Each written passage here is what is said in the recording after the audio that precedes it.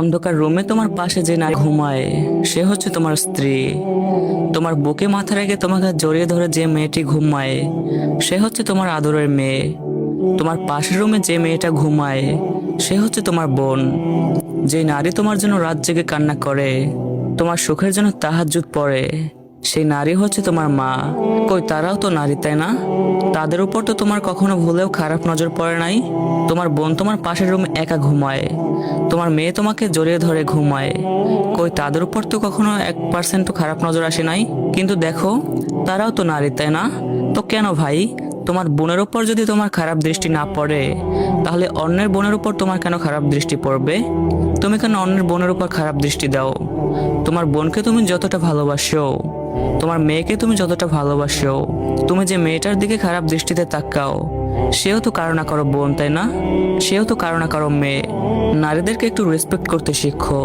হ্যাঁ মানি, কিছু কিছু নারীরা আজকাল অতিরিক্ত খারাপ হয়ে গেছে, হোক না তারা খারাপ, কিন্তু আমরা পুরুষরা আমাদের চিন্তাভাবনা এবং নজর একটু ঠিক করি, তাহলে এই সমাজ থেকে ধর্ষণ নামক শব্দটা একটু হলেও বিলীন হবে।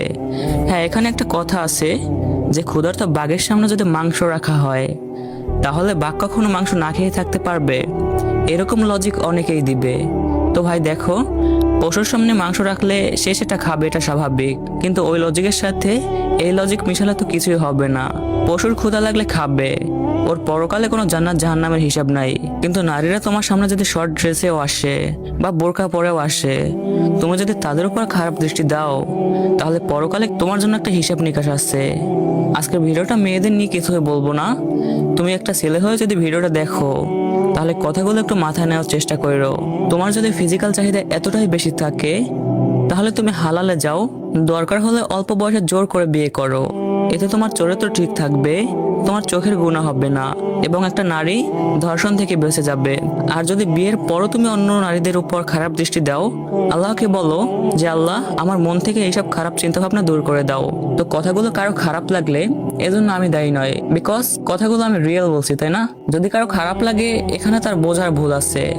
তো কথাগুলো যদি তোমাদের ভালো লাগে, তাহলে বেশি বেশি like, comment, share, copy link করো, আর ভিডিওটা সবার কাছে পৌঁছে দাও। আর কমেন্টে বলো যে কথাগুলো তোমাদের ভালো লাগছে নাকি খারাপ লাগছে। এটা